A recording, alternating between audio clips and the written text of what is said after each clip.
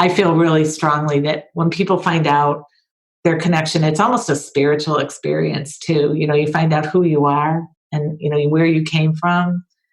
That's very powerful if you're willing to accept it and look into it. Welcome to DNA Clarity and Support. I'm your host, Brianne. Listen as I chat with authors and leaders in the DNA world about the family and personal impacts of DNA testing. You'll hear news stories, unique perspectives, find out about books, websites, organizations, other podcasts for those involved in the world of DNA. Please be sensitive to younger listeners as the conversations can get intense at times. This is a production of Watershed DNA.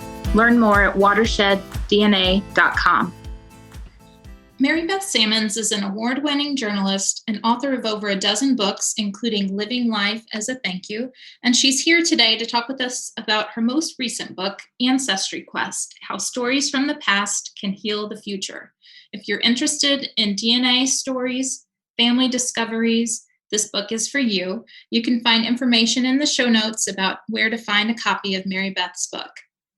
This is up my alley. This is the work that I do with people.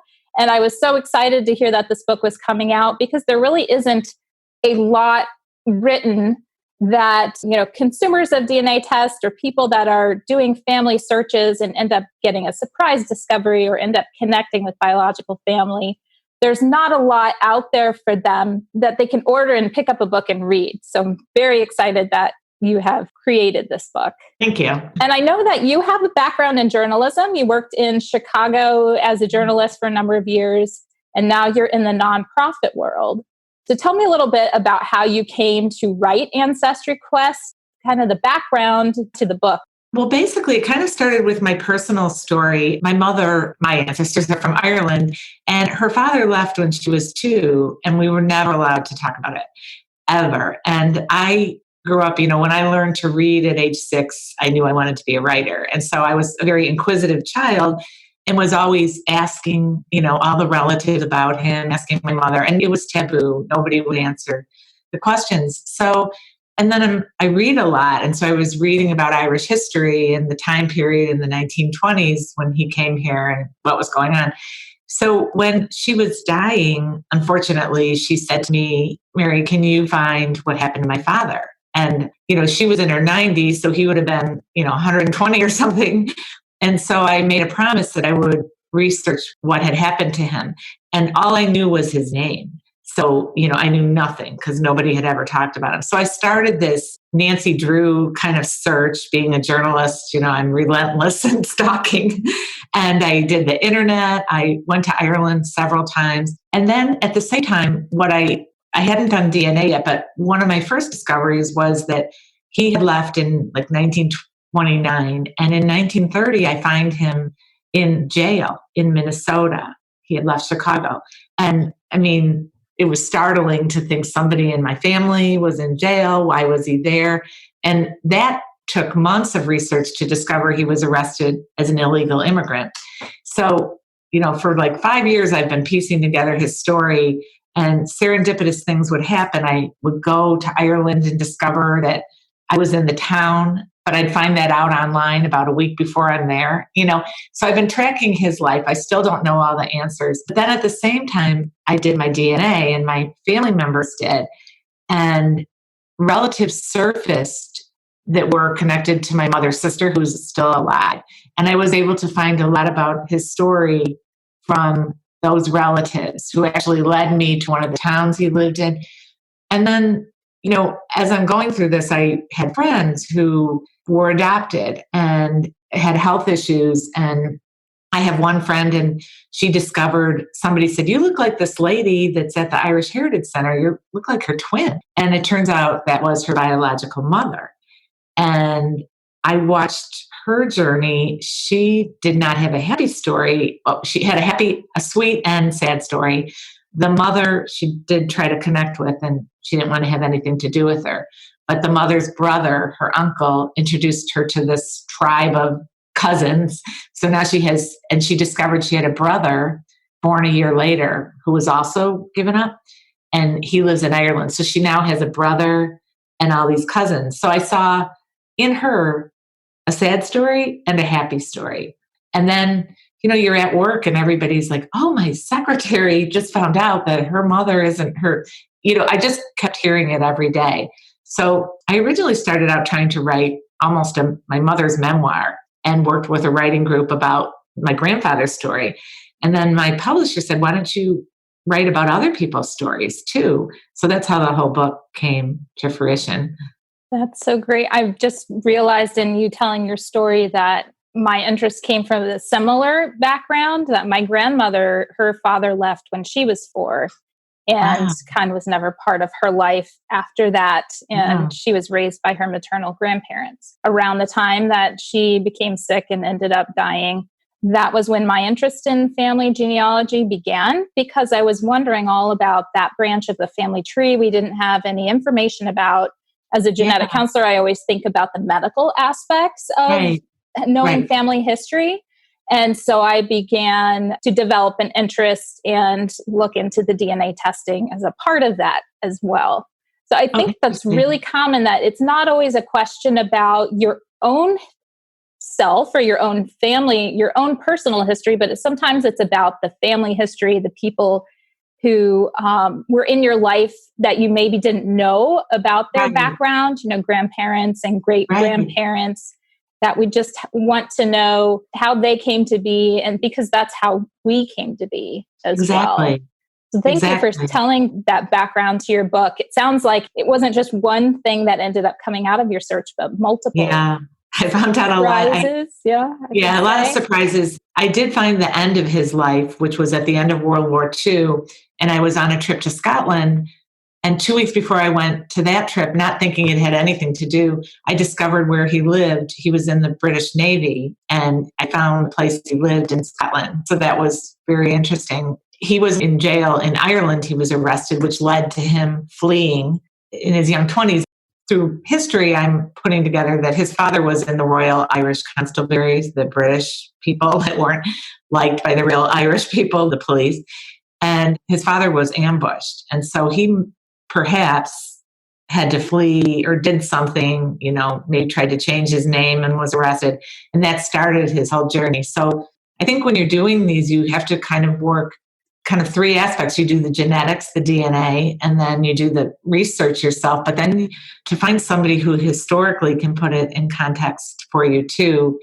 Sometimes people find out emotionally startling things, but when they understand the context of the person that, maybe your grandmother, there was a reason she had to leave, that would provide more empathy for her because the time she lived in. I don't know, but, same for my grandfather. Maybe he wasn't this bad guy that everybody says he was. Maybe there was reasons he had to do what he had to do. So it's very complex when you start digging up this stuff. It is. It's very complex. And working with families and people who are trying to adjust from a shock and trying to make sense of, how could this be? How could there be this family member we never knew about? Or how could it be that there was a grandparent that we put on a pedestal and imagined they were one way, and then we find out information that kind of challenges our beliefs about our family or about a person that was important to us. And I think it's harder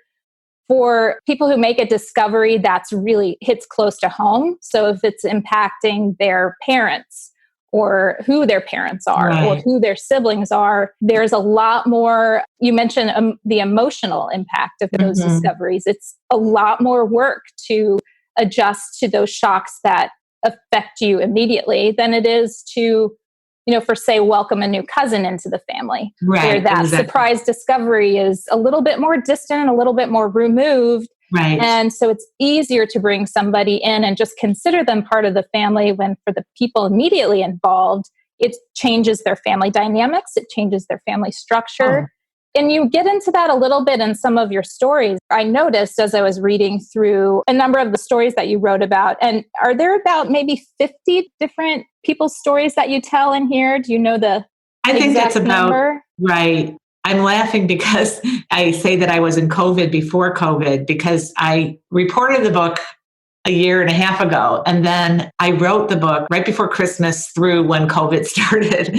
And I'm still sitting in my dining room and I was sitting here since Christmas last year in So my you were almost in self-imposed COVID quarantine. isolation Yeah, before right. it began. Yeah, so I think there is about 50 stories. I've interviewed at least 50 people. So I had to cut down, for certain categories. And then, as you can imagine, I had some really, really great stories that people told me, they signed off on it. And then a relative would appear, like about 10 stories where they were really good. And people had said, you have to do this story. And I spent a lot of time, before COVID, one-on-one with these people.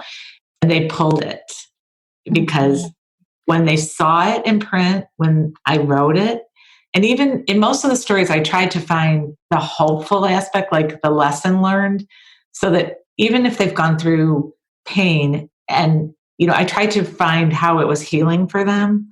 They try to end in a positive aspect, but, you could be the family member that's trying to integrate it and heal from it. And the other family members just don't want to hear the story. They want to be in denial. It's better. And I think that's very respectful and thoughtful as a journalist, that you recognize the importance of getting buy-in completely before publishing a story. Because I'm sure there are a number of clients I've had or people in my support group where I feel like their story could make such a difference to other people going through the same struggles. Mm-hmm. And sometimes I will approach them and ask them, are you interested in sharing your story anonymously through my blog? I have a blog on watersheddDNA.com, and I've posted a number of guest blog posts, even anonymously. It's still really almost too painful or too raw or too real to see it in black and white, to see it in print. But not to take away from that, the sharing of the story with someone who wants to hear it can be so healing. And I can only imagine that the people that you spoke with found that to be a piece of their healing, just that you cared to listen, that your story was important, and that you put that time into really creating it for them. So maybe right now is not the time for those people, but it doesn't mean it's never. Yeah. I will say that you hit something. I've learned this through being a journalist, and people ask, when you're a writer, how did you practice to be a writer? And like you're learning probably from what you do, it's really being a listener. They just want to tell their story. And then when you go to the next level, when you see your story in print, it's a little, but they really need somebody to share it with. So what you're doing with your support group is very, if I had known, I would have referred everybody to you, because I think we all need to know we're not alone, that these are universal stories. And one of the men that I interviewed is the head of Family Search in Utah, the Mormon search site. And he has his own very painful story about his search, finding out that different relatives. And, he says the thing, though, that we all have to come to realize is there are no secrets anymore with DNA. Exactly. And that's another whole area. Like, how do you handle when you find this out? Do you have the right to call a woman who gave you up at birth for reasons, do you have a right to go into her life or other situations? And so it's very challenging and very delicate subject. So. Exactly. Yeah, within my support group, we have different areas of discussion. So it's an online forum where people are discussing over chat, over messages. And then we have a Zoom call once a week where people who want to be face-to-face and talk about some of the things that we were talking about in the online group can sign up and come to our live Zoom calls, which are small. And we go through a system of making sure that people aren't going to be in the same group with another person in their family, just to keep, privacy, and that would be an uncomfortable situation. I think with the DNA testing now changing the way family secrets are being exposed, it's making us all step back and think about, how honesty, truthfulness, people knowing their genetic identity, even if they don't have a relationship with a biological parent, but knowing who their biological parents are from a young age and having that be part of forming their identity as they grow older. We understand now that that's important. And so when we know better, we can do better. So sometimes there's not an easy solution. There are painful experiences that people go through, that it helps to know that others have been through that as well. And that Right. was the driving motive behind everything that I've created with Watershed DNA, is to make sure everybody knows that they're not alone and Right. what they're going through is normal, that they're still a good person, even if they're finding it hard to accept a new person into the family, and that there's support out there now, even Mhm. beyond just the Watershed DNA Yes. website. There are other support groups. There are counselors that are starting to specialize and work with people who get surprises. Right. But to get back to your book, I wanted to say that as I was reading through it, what I really appreciated is how you've looked for the silver lining in each story and helped pull that out when you're in the thick of the grief and the trauma and the hard Right. times after a discovery. It can be hard to see the light at the end of the tunnel. Right. And a lot of your stories mention that there were hard times, things were not smooth, but yet there was something positive that could come out of that. Right. Right. I describe it a little bit like, the series Chicken Soup for the Soul, and Oh, there's yeah. all sorts of Chicken Soup for the Soul books. Your book struck me as like chicken soup for the DNA tester's soul, Oh, you should be in marketing. Yeah. Yeah. Should hire you as an agent. So I Yeah. really appreciate that. I think sometimes I have a hard time remembering all of the great things and healing things that can come out of family union and reunion, because I work with a lot of people that are in the struggling stage Right. and haven't been able to get there yet. So it's really great to see that these stories are being told. Oh, good. Well, good. I'm glad, because I always try to find the hope in stories, the light and the darkness. And I think the people that actually go through the process working with you will heal. But if you deny it and don't work through it, I think it can be more painful. Like every time I saw my friend's mother, we would be at the Heritage Center and I'd see this woman who looks exactly like my friend, and my friend would walk by. It was weird. And I just thought, I felt so sorry for her, because in some place she just can't go there. She couldn't go there to say this was my daughter and this is my daughter. And I had extreme compassion for her. And, my friend, like you said, she healed. It was very hurtful to think her mother, for whatever reason, gave her up and then has 6 other children within the same geographical area by the same father, But then she found all these cousins. And, now she goes back and forth to Ireland because some of them live there, her brother. And so there's a happy part of it and a healing part, and then something that's very tender. And I wonder if some people find out through the journey that what they thought they were looking for ends up being different from what they find, but it's okay. There's one story that really stuck out to me, because she's a young woman who just coincidentally lives less than a mile away from me, but I didn't find her through people I knew. I found her, I don't even know how. She was celebrating her 30th birthday, and she had been raised in a Chicago suburb. And people here who are Irish kind of go overboard in Chicago, the Mayor Daley, the Green River. The Green River. Yes. St. Patrick's Day is like huge here. So, and almost like the real Irish kind of are like, oh, this is too much. This is all fake. But anyway, she had been raised by her 2 parents. Her dad's super Irish. Their whole house was like Irish everything. They just celebrated it.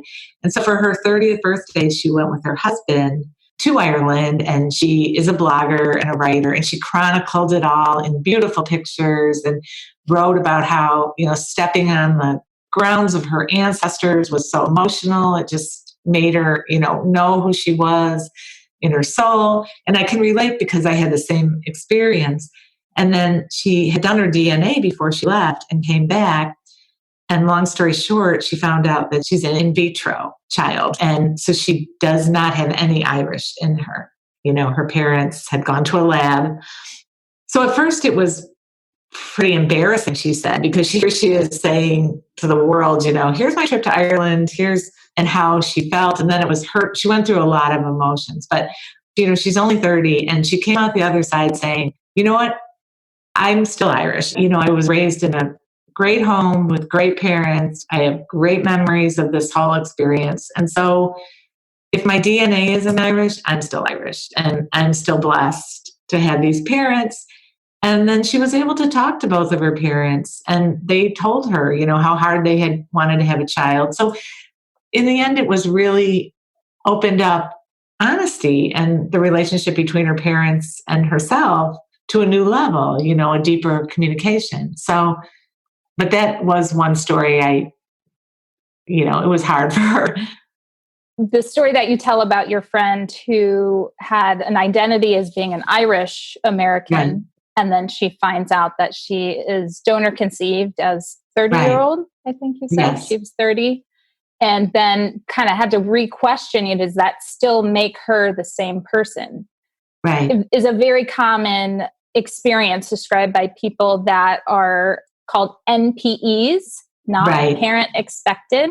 Some people refer to this as misattributed parentage. Do you remember coming across the term NPE when you were talking to people in your stories? Yes, a lot of it. In my research, I found Facebook groups for NPEs.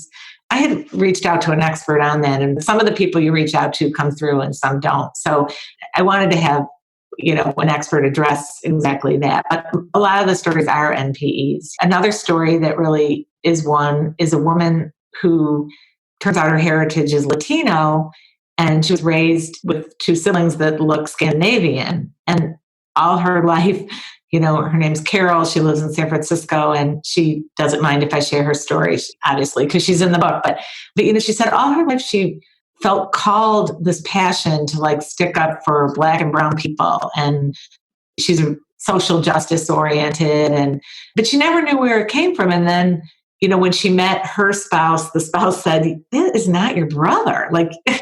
He looks like a Ken doll, and you look," and she's like, "No, this is my brother." But she did her DNA, and she's 73 now, and she just did it a couple of years ago. But, she found out that her father was this guy that had multiple families. She has about 10 brothers now, and I remember it was reading that story. Yeah. What was her name? Do you remember? Carol. Let me see. Probably in one of the early chapters. Okay. So I want to see what notes I made about her story. And then I have a Fitzpatrick, not a Kirkpatrick, but I get called Fitzpatrick. I've been called Fitzgerald. It's very interesting. Kirkpatrick just doesn't stick for a lot of people. And I am not Kirkpatrick by DNA. It's my married name. But I'll have people message me and want to try to figure out how we're connected. Really? I have to explain, I don't have Kirkpatrick DNA. I have Williams and Buraker DNA. Something that I noted for a couple of different stories, I made this note, cycle breaker. So a lot of the people that you talked to seem to be able to realize that the discovery they had made explained a lot of their family dysfunction.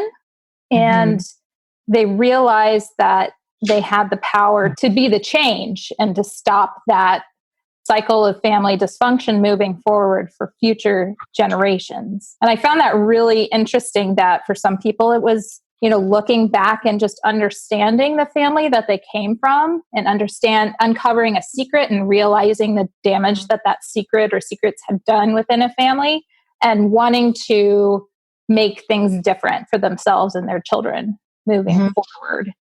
One of the stories was a woman from the East Coast who was originally from England, and her name's Rachel, and her mother, a very abusive relationship, very volatile relationship with her mother.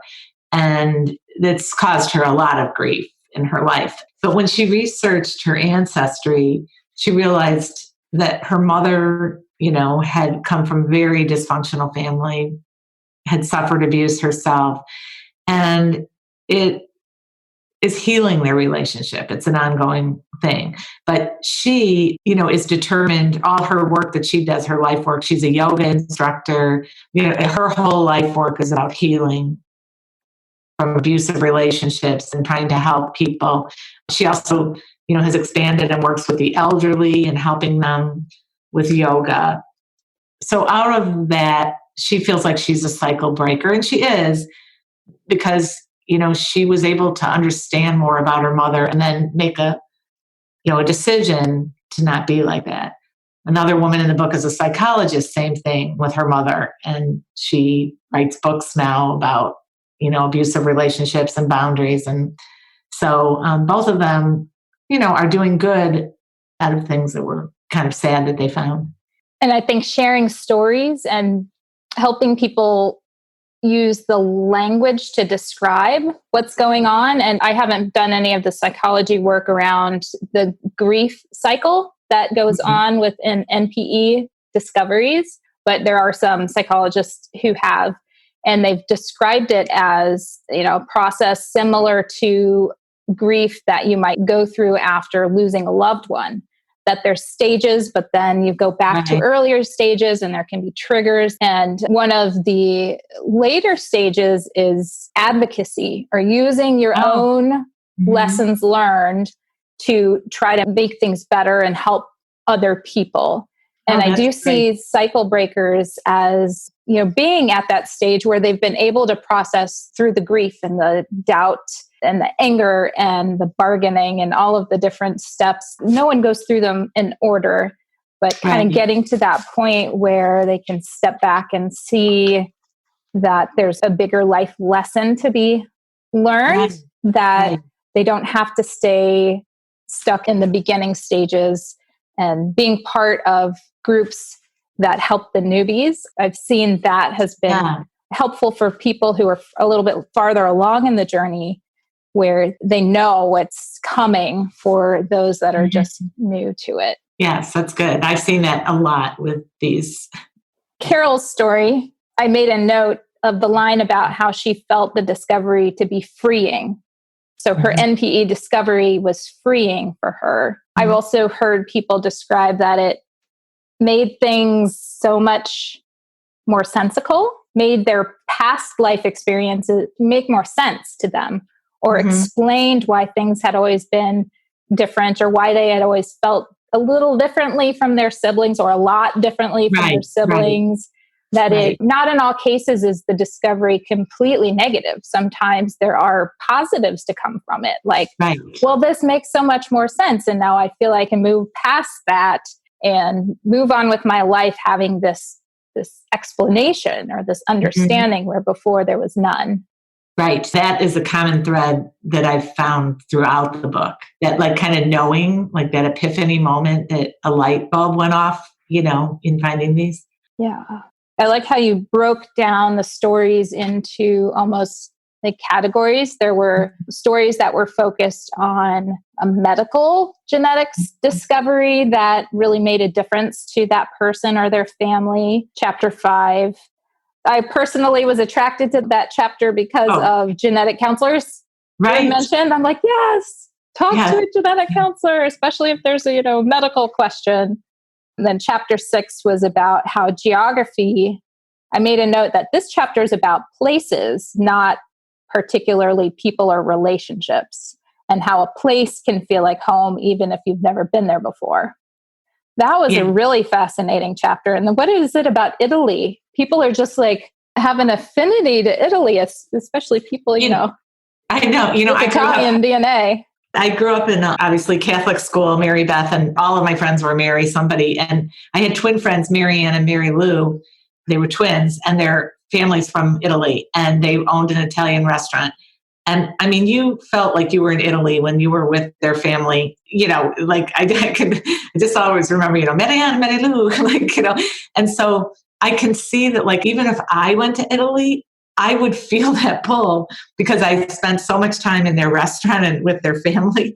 And so I'm sure for them, it is a culture that's really embracing, and still here in the United States. And woman who started the travel business in Italy, that's interesting. And, how she was able to go and experience it. And then it's kind of fun that people have found their calling by finding their relatives, understanding a little bit more about who you are. And it's interesting in my own work so I was always a journalist asking about people's stories, but in recent years, I've worked in healthcare and then helping nonprofits. And one of the big things I do is work with immigrant communities, helping them, tell their stories. And they're largely Latino. And when I discovered, my grandfather was in jail for being an illegal immigrant, and then I studied the history about how Irish were treated in the United States. And it kind of I could kind of relate, to think that why was I always pulled to be around these people? And we started having discussions with some of the families that I know that are Mexican, and they're like, our lives are so similar, like their families coming here and we live in the same, nearby. And that was eye-opening for me, that I always was drawn to that kind of work, and could it be, or is that just a coincidence? But I don't know. So it's telling the stories for people that don't have a voice. Yes, that's exactly it. You're good. Yes, Has that been your other books that you've written? Have they also been of a similar always nature? I think I always was drawn to ordinary people doing extraordinary things, always, and also somebody overcoming adversity to find hope. So even when I wanted to be a writer when I was 6, I remember being in grade school and I had a friend who was in a wheelchair. And the Chicago Tribune did a story about wheelchair accessibility. And so I was in junior high and I wrote a letter to the writer saying, basically, I want to be you. How could I be this and write these kind of stories? And then, going to college, I figured the only way I could support myself was be a journalist that was kind of writing you could get paid. And I got pushed off, I think, because I dressed nice, into being a business writer. So I had suits, at the time. And it was not my thing, So on the side, I would always write stories, trying to write for magazines and stuff about those. So all the other books are, yes, Living Life as a Thank You is filled with stories of people that have had some kind of adversity, but they were able to, as you said, through their grief, go to that next level where it's advocacy and giving back and finding the silver lining in it, So that is what I love to do. And during COVID now, one of the projects I'm doing is interviewing healthcare workers on the front lines about their experience. And I feel like that too is giving voice to what they're experiencing, And so that's what I love to do. But these stories, I feel really strongly that when people find out their connection, it's almost a spiritual experience too. You find out who you are and, where you came from. That's very powerful if you're willing to accept it and look into it. Yeah. Your storytelling on one level seems very specific to the time that we're in, where DNA tests have suddenly changed the world. And you're writing about COVID now. It's going on right now here in our time. But these are stories that are going to be with us forever. And there are going to be long-term effects of DNA discoveries and the COVID pandemic on people. I mean, generational effects. And so I really appreciate the work that you're doing to tell the stories of the people that are living this, because that is how we understand and help each other. Yeah. So thank you for using your talents. You're a natural writer. I really enjoyed your read, and I consider it a quick read because it was really easy to follow the story and really engaging. Oh, thank you. Yeah, I think it's a very quick read. It's not, you're not going to sit down for 5 days writing down character names or anything, but yeah. So where can somebody find a copy of Ancestry Quest if they want to have their own copy? Well, you can find it at your neighborhood brick and mortar bookstore, your indie bookstore, and they can order it. It's available through the major, sourcing houses, Simon & Schuster and Ingram.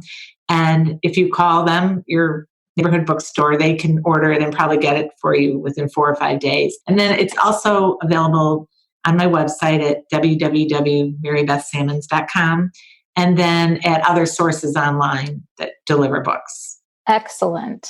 Well, thank you so much for joining me on my podcast today. I'm going to have some more details down in the show notes that include links out to Mary Beth's website and blog post about our discussion today. And it's really been a pleasure to talk with you this morning. Well, thank you so much. Reading what you do, and I will put in my notes, that they can get resources through you, because people are asking me, where do I go if I find out these discoveries? So now I have a place to send them. So that's good. So I have the resources developed. Now my task for the future is just to help people find their way there. So great. Glad to hear it. Good. I can help drive some traffic there. So thank you. Thanks for listening to today's episode of DNA Clarity and Support podcast. Head on over to watersheddna.com to learn more about the resources and support available for those involved in DNA discoveries.